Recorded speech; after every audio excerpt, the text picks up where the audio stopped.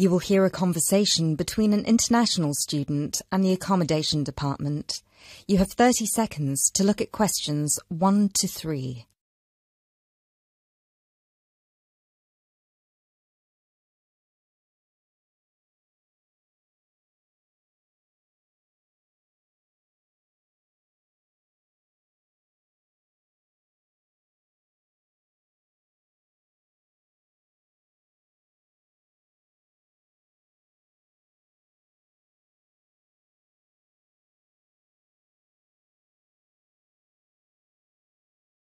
Hello, accommodation department. How can I help you? Do you look after accommodation for international students? Yes, we look after accommodation for all the students. Good. I hope you can help me then. I've only just been accepted onto a postgraduate course, and I want to know if there is any accommodation available from this September. I know it's very short notice. Yes, it is rather late, but I'm sure we'll be able to find you something. First of all, can you give me your name and student number so that I can find you on the system? Sure. My name is Maria Teresa Gonzalez. Maria Teresa Gonzalez. How do you spell that? Gonzalez.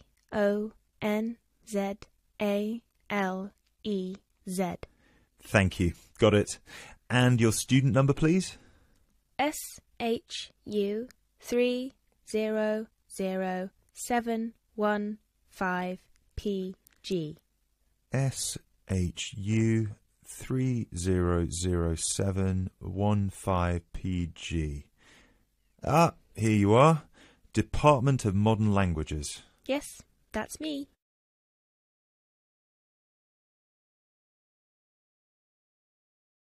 You now have 30 seconds to look at questions 4 to 7.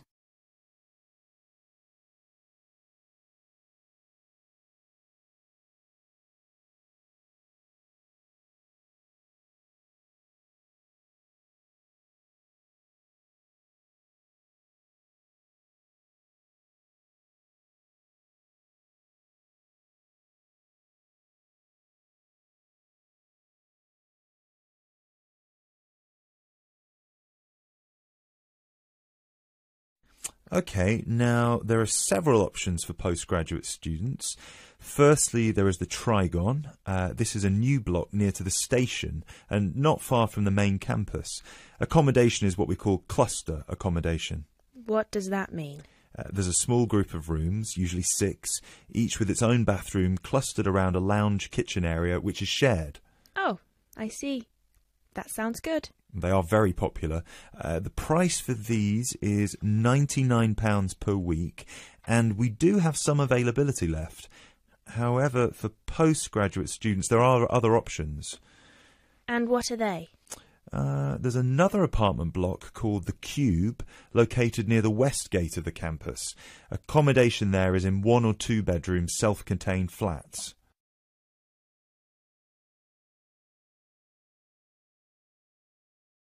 You now have 30 seconds to look at questions 8 to 10.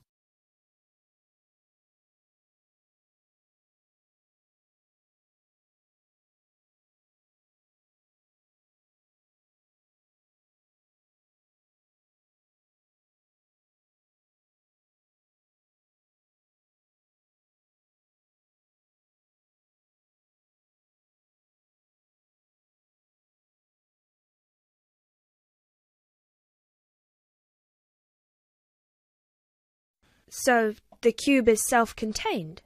How does that work? Well, basically, they're just like ordinary apartments. Each apartment has 1 or 2 study bedrooms with ensuite bathroom, a lounge and a kitchen. And what is the price of those?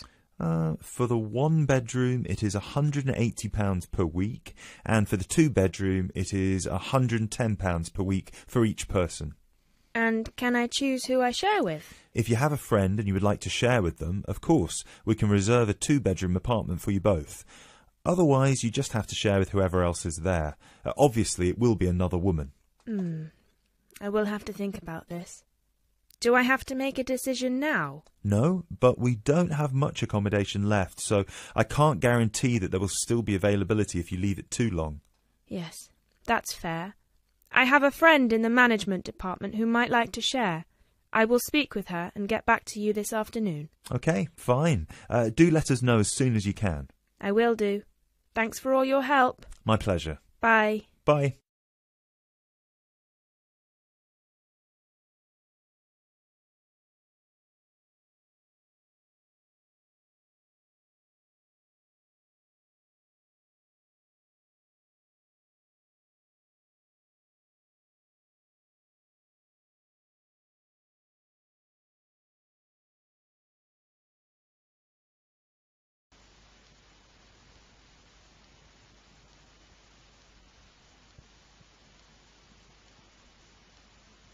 Now turn to Section 2. Section 2. The Student Union is having a meeting to discuss how to help the community. As you listen, complete the summary by writing no more than 2 words on each line. First, you will have some time to look at questions 11 to 14.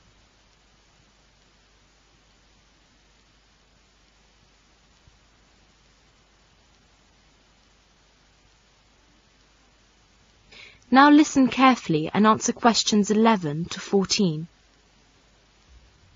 May I have your attention, please? We're going to start the meeting now. I'm very pleased to see so many people here. You obviously all know that the purpose of this meeting is to discuss how to help the community. Next month, the National Union of Students are running a National Community Week. They've asked us to cooperate in any way we can. The idea is that all students should give up some of their time to help the community. Surely that's what we do in Rag Week. Does that mean we're going to do this sort of thing twice a year? No, not really. The scheme is nationwide. It has 2 aims: to show the public that students are responsible members of society, and to show students ways in which they can give really practical help to the community. The National Union of Students haven't made any suggestions. They want the students in each area to work out their own schemes. And really, that's the purpose of this meeting, to think up some ideas about the sort of help we can give. Let's discuss now. Any suggestions? It is Saturday morning. A group of students are going to help an old man in the community. As you listen, fill in the gaps numbered 15 to 17. Now you will have some time to look at questions 15 to 17.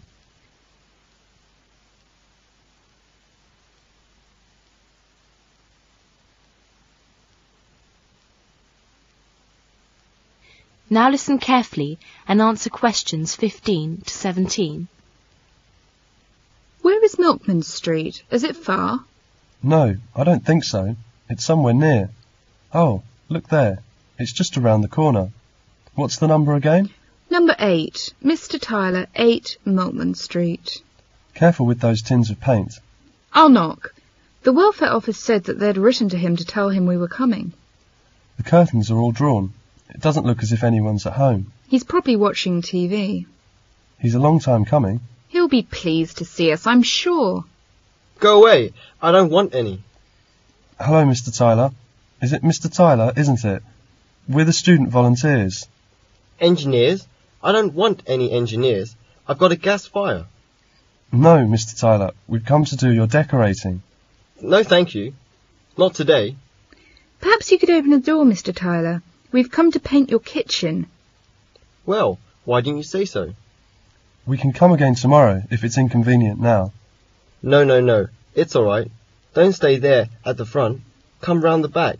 I never use the front door, only the back. As a student volunteer, Diana is going to help an old lady in the community. As you listen, indicate whether the statements are accurate or not by writing A for an accurate statement, I for an inaccurate statement, or question mark if there is insufficient information. Now look at questions 18 to 20.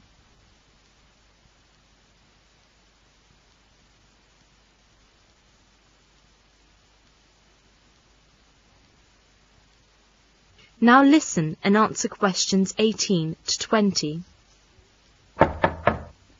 Who is it? It's the student volunteer. Hello, you're the student volunteer, aren't you? Yes, good afternoon. The welfare office told me to come here. My name is Diana. Yes, they wrote to me about this. Come in, please. There, isn't that nice and comfy? That's lovely, dear. And warm, too. It's really cosy in here. I wish I could get about a bit more, like you young people. I could go out and see my son and my grandchildren. They live in Edinburgh, you know. I don't see them often. My son has got a lot of work. I used to go out to work. That was after my husband died. Never worked when I was married, though. No? No, never. He used to say a woman's place is in the home. Yes, life's like that. I'll just dust these photos. That's him, the one in the middle of the front row. His moustache was lovely. That was taken when he was in the army. He looks very smart. Yes, he was. I can remember it as if it were yesterday. Well, there we are. I want you to read a book to me. You know my eyes are not very good now. Where is the book? It's on my desk. It is Little Dorrit by Dickens. You know the bit I like? It's on page 201. It describes Little Dorrit's love for her father. Ah, yes, here. She never left him. Nice and comfortable? Here, put this shawl around your shoulders. My husband used to read this book to me. She never left him all that night, as if she had done him a wrong which her tenderness could hardly repair. She sat by him in his sleep, at times softly kissing him. That is the end of section 2. Now you will have half a minute to check your answers.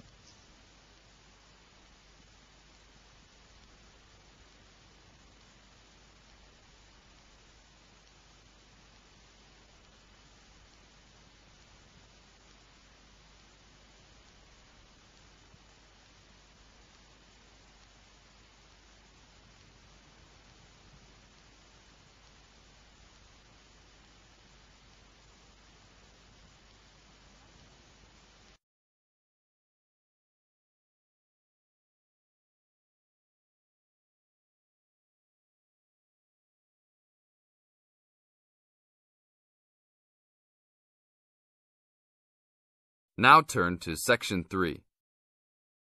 Section 3. You are going to hear a conversation between two students about studying abroad.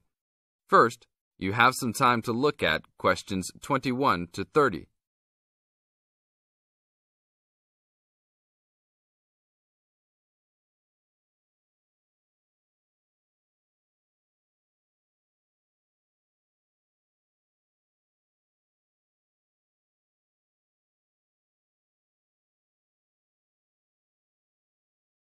Now listen to the tape and answer questions 21 to 30. Hey Mary, how's school going? Haven't seen you in a while. What have you been up to? John, good to see you again. I've been really busy the last couple of weeks. I'm applying to study abroad next year. Really? So am I. I think it will be a great experience to be able to study in another country. What country do you want to go to? At first I wanted to study in Africa, but my parents really don't want me to go there because they think it will be dangerous. So now I'm thinking about going to Spain, Italy or Japan. Actually, I think Africa would be a fascinating place. I would want to go there to visit. Maybe not to study, but definitely I would want to go visit. For next year, I want to go to either China or Germany to study. But my parents can't afford any European countries. So maybe... Why China or Germany? Well, I want to go to China because I think it's a really interesting country with a long history. Plus, it has been changing so much, and I think it is a great time to be there. I really want to improve my Chinese also, and I've been taking Mandarin courses the last 2 semesters. I would want to go to Germany because my mother is German, and I want to learn more about my cultural background. How about you? Why the countries you chose? Well, I want to go to a Spanish-speaking country. I took Spanish in high school, so I figure if I go to a Spanish-speaking country, I'll be better off knowing some of the language already. But I have already been to Mexico many times, and South American countries don't have classes for my major, except for Brazil, but they mostly speak Portuguese there. I would want to go to Italy because I want to do a study about ancient Roman civilization. It has always been a dream of mine to go and see Pompeii and the volcanic ruins. Plus, my family has Italian roots and I love Italian food. I want to go to Japan mainly because my girlfriend was born in Japan and always tells me all of these fascinating stories about Japanese history and culture. I am a big fan of sumo wrestling also, so I've always wanted to see a sumo match in person. I really love sushi and almost all Japanese food. Recently, I have started to watch some Japanese baseball too. But of course, these are all secondary reasons. My main reason is of course my girlfriend and understanding her culture. I don't speak any Japanese though, so that is my major drawback. I think it is much better to go to a country if you can speak the language. That's great.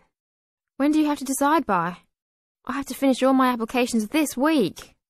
I'm really stressed trying to finish everything, on top of all my schoolwork. I'm almost done with my applications. I just have to finish the Italy application. I think my last choice is Italy, so I'm doing that one last. How long do you want to go for? I think I'm only going to go abroad for 1 semester, or else I won't be able to graduate on time. I have many classes left until I can finish my degree, and I'm not sure if I will be able to take them studying out of the country. I think I might be able to study in Spain because my Spanish is fluent, but definitely not in Italy or Japan, unless they have classes offered in English. I want to go for a year. I've heard that it's better to go for a year because you get a full experience and get a better grasp on the language. But I understand that most people can't finish their degree in time. It was hard trying to decide which country I would rather go to, but I think my first choice is to go to China. I know Germany will be great also. Either way, I will be thrilled to have the opportunity to study there. What's your first choice? I really don't have one. Actually, I think I'm like you. Just being able to study in another country will be great. Either Japan or Spain will be awesome. Italy will be awesome too. But I've been there a bunch of times, so I think I prefer to go somewhere else. Sounds exciting. We'll have to go to class now. It was great talking to you again. See you around next time? Yeah, sure. See you around. Hope that everything goes well. This is the end of Section 3. You now have half a minute to check your answers.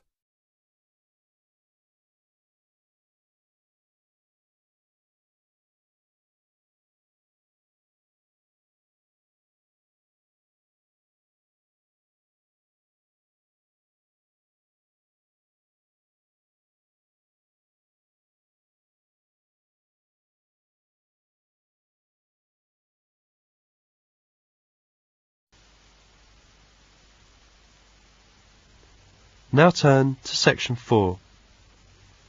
Section 4. In this section, you will hear a conversation between Fred and Liz.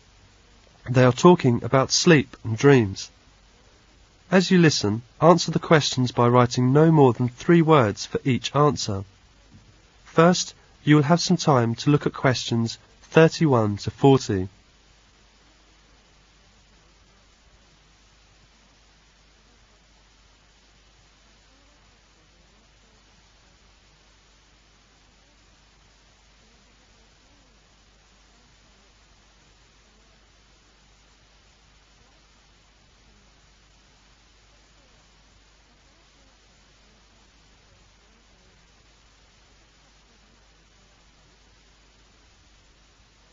Now listen to the conversation and answer questions 31 to 40.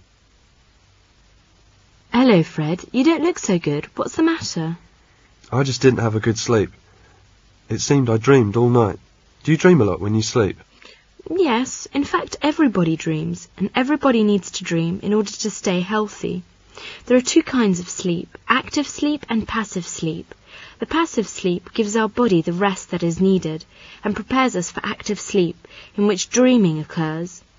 The dream stage is very important in our sleep cycle. When the person is dreaming, the eyes begin to move. Through the night, people alternate between passive and active sleep. The cycle is repeated several times throughout the night. Do you know how long people usually dream during 8-hour sleep? For about 1.5 hours on average.